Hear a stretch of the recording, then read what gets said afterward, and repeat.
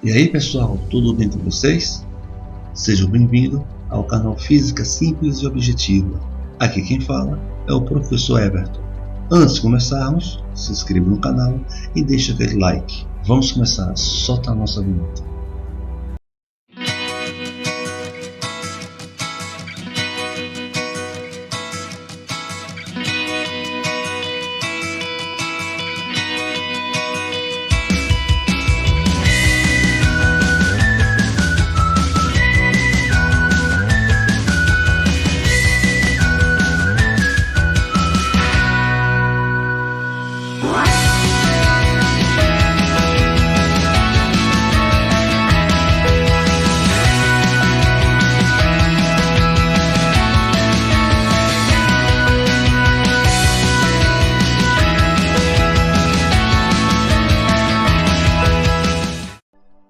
E aí pessoal, tudo bem com vocês? Beleza? Então, sejam bem-vindos a mais uma aula de Física.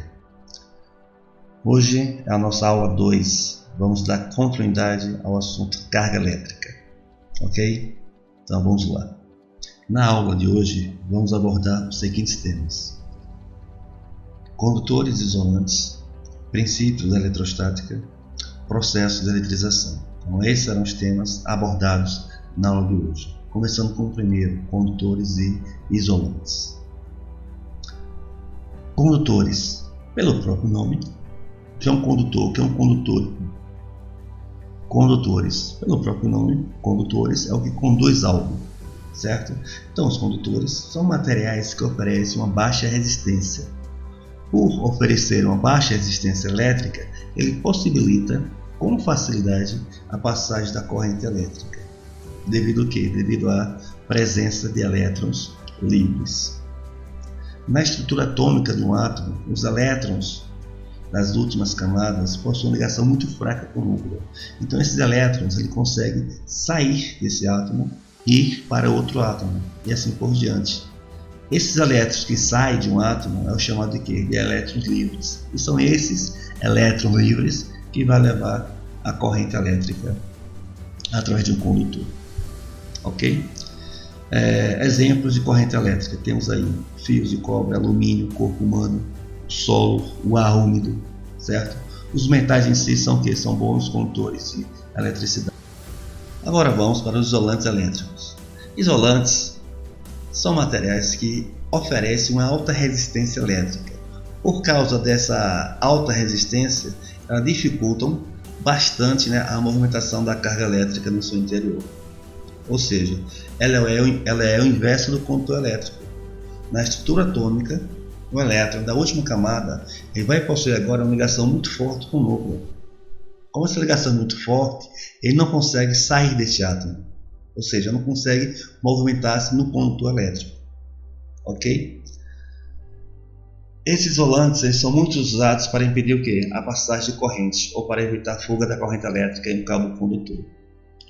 Temos aí alguns exemplos: fita isolante, luva de borracha, plástico, são materiais que protegem, né, o ser humano do choque elétrico.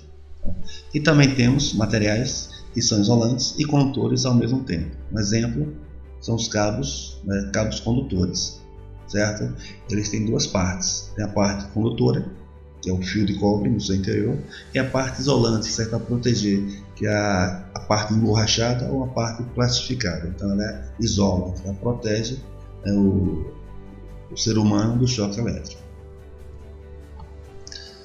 Agora vamos para os princípios básicos da eletrostática. Então, toda eletrostática ela é baseada em dois princípios básicos. Quais são eles? O primeiro princípio, o princípio da atração e repulsão, porque ele fala que cargas elétricas de sinais opostos se atraem e cargas elétricas de sinais iguais se repelem. Então esse é o primeiro princípio básico da eletrostática: atração e repulsão.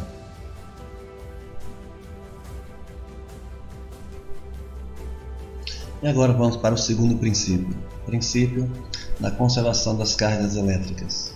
Então, num sistema eletricamente isolado, a soma algébrica das cargas positivas e negativas é sempre constante. Ou seja, A carga não pode ser criada e nem destruída, somente o que? Transferida de corpo para outro corpo. Então, se um corpo perde, o outro que? Ganha na mesma proporção.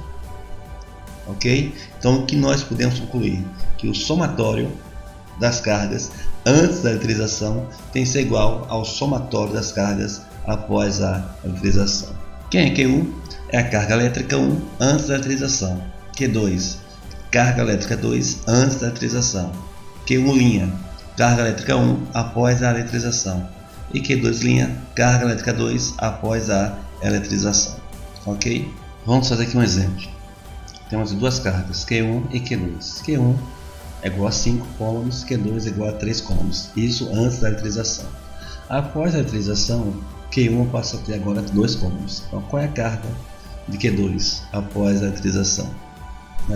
Pelo segundo princípio da conservação das cargas elétricas, o que ele fala é que o somatório das cargas antes da eletrização tem que ser igual ao somatório das cargas após a eletrização.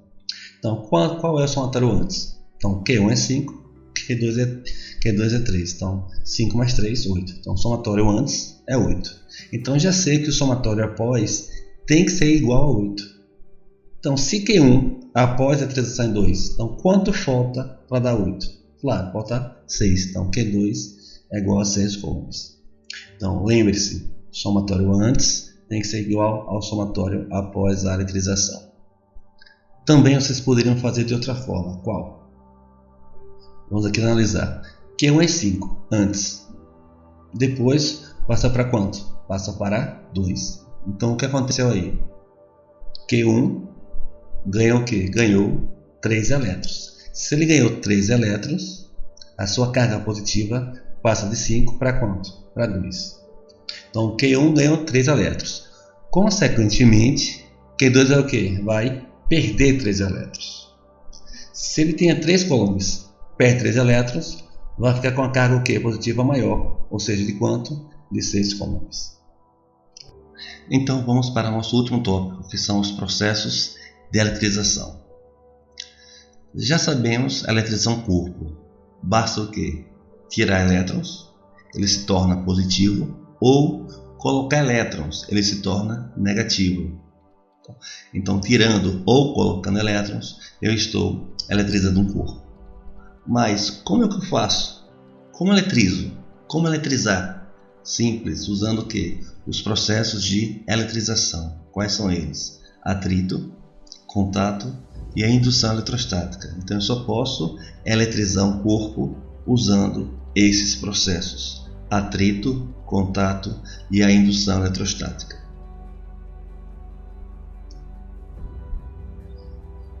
Primeiro processo, atrito.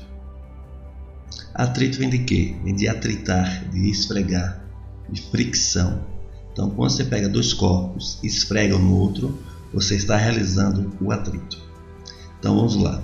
Temos dois corpos neutros, certo? Dois corpos diferentes e neutros. Eu vou esfregar um no outro. O que vai acontecer? Esfreguei. E ao final, eles vão adquirir cargas de sinais opostas. Então, a princípio, eu tinha dois corpos neutros, esfreguei um no outro. Ao esfregar, um vai arrancar elétrons do outro. Quem arrancou elétrons fica negativo e quem perdeu elétrons fica positivo. Isso aí é o atrito. Os corpos adquirem cargas de sinais opostos. Tá legal? Mas para realizar o atrito, devemos observar o seguinte: os corpos têm que ter substâncias diferentes e, claro, estarem inicialmente neutros. Após a eletrização, os corpos terão cargas de sinais opostos. E para saber qual é o positivo ou negativo, basta o que? Consultar a série triboelétrica. Ok?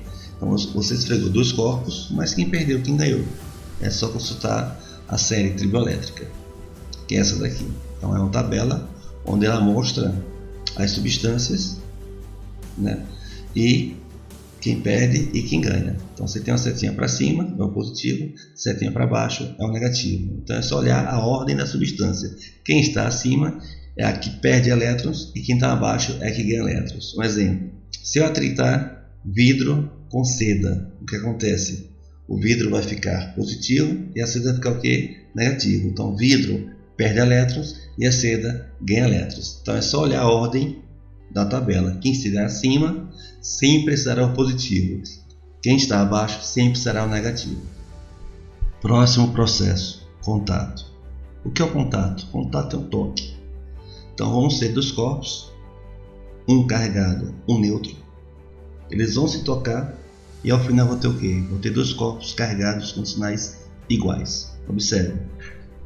Primeiramente vou usar um corpo negativo e um corpo neutro. Então tá aí. Faço o toque. Ao fazer o toque, os elétrons em excesso do corpo negativo vão migrar para o corpo neutro. Acaba o contato, acaba o toque, afasto eles. O que acontece? Vou ter dois corpos carregados com sinais iguais. Ok? Agora com um corpo neutro e um corpo positivo. O que acontece? Faço contato, faço toque. Os elétrons que estão no corpo neutro vão para o corpo positivo, né? Pelo primeiro princípio, atração e repulsão. Ou seja, se o elétron sai do corpo neutro indo para o positivo, o corpo neutro vai ficar o quê? Vai ficar positivo. Acaba o contato, vou ter dois corpos carregados com sinais iguais. Ok? Algumas observações. Primeira, os corpos adquirem cargas de mesmo sinal. Ok? Segunda observação, a quantidade total de carga se conserva antes e depois da eletrização. Próxima observação, se os corpos forem do mesmo tamanho, idênticos, as cargas serão redistribuídas uniformemente. Ok? Então, se os corpos forem iguais, idênticos, a carga final, né, desses corpos que estão em contato será a média aritmética entre eles. Ou seja, vou somar a carga de A mais a carga de B dividido por 2. Eles no final vão ter a mesma carga. E a última observação, se forem de tamanhos diferentes, eles serão divididos proporcionalmente ao tamanho de cada um. Ok? Então aqui já é diferente, aqui não tem fórmula. Então aqui eles serão divididos proporcionalmente ao tamanho de cada um.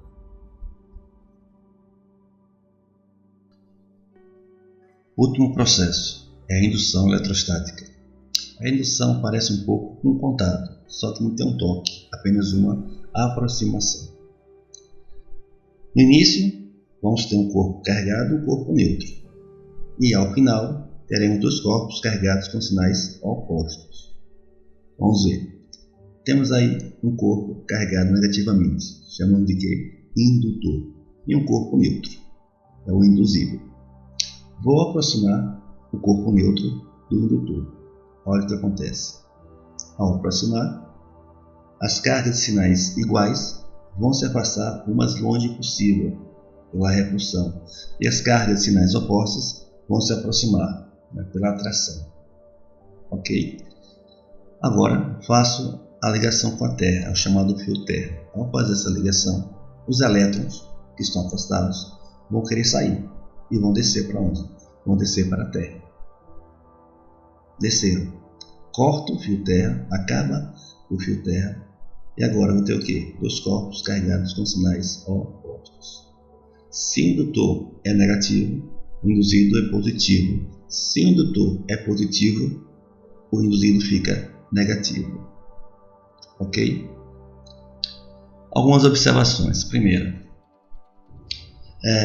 a indução ela eletriza um corpo só pela simples aproximação, sem haver contato entre eles. Segunda observação, o corpo eletrizado é chamado de indutor ou influenciante. E o corpo que se eletrizou é chamado de quê? Induzido ou influenciado. E, claro, no final, o induzido sempre vai se eletrizar com carga de sinal contrária ao do indutor. Agora vamos aos exemplos. Exemplo 1. Qual das afirmações abaixo se refere a um corpo eletricamente neutro? Letra A. Não existe. Não existe? Ao contrário. a princípio, todos os corpos são quê? São neutros. Então, letra A e letra B já estão descartadas. Letra B. É um corpo que não tem carga positiva nem negativa. Não, está errado. Corpo neutro é um corpo que tem carga positiva e cargas o quê? Negativas, só que na mesma quantidade. Letra C. É um corpo com o mesmo número de cargas positivas e negativas. Agora sim, isso é um corpo neutro. Ele sempre vai possuir a mesma quantidade de prótons e elétrons. E a letra E é um corpo que necessariamente foi alterado. Não, corpo neutro ele não foi alterado. Quem é alterado são os corpos eletrizados. Então, questão 1, letra C. Próxima questão, questão 2. Uma bolinha 1 carregada positivamente atrai duas outras bolinhas, a 2 e a 3. As bolinhas 2 e 3 também se atraem. A alternativa, quem melhor explica esses fatos é, então vamos lá, ele falou que a bolinha 1 é positiva, atrai duas outras bolinhas, a 2 e a 3. Então se ele atrai duas outras bolinhas, consequentemente a 2 e 3 não podem ser bolinhas positivas. A bolinha 2 e 3 também se atraem. E agora? Qual é a alternativa que melhor explica esses fatos? Então, letra A. As bolinhas 2 e 3 têm cargas negativas. Correto isso? Não, de forma nenhuma. O que ele falou lá em cima, que a bolinha 2 e 3 também se atraem. Então, não pode ter sinais iguais. A mesma coisa acontece com a letra B. As bolinhas 2 e 3 têm cargas positivas. Também não pode. Letra C. A bolinha 2 tem carga negativa e a 3 carga positiva. Está errado, porque a 3 carga positiva não vai atrair a bolinha 1, que também é positiva. Ok? Então, descartada. D. A bolinha 2 carga positiva e a 3 carga negativa. A 2 e a 3 se atraem, mas a 1 não vai atrair a 2, porque são cargas de mesmo sinal. E finalmente a letra E. A bolinha 2 estava neutra e a 3 tem carga negativa. A bolinha 1 atrai a 2, atrai, porque todos os corpos neutros são atraídos por corpos carregados. Ok? Então, o corpo neutro é atraído por corpos carregados. Então, a 1 atrai a 2, atrai. A 1 atrai a 3, atrai, porque são corpos de sinais opostos.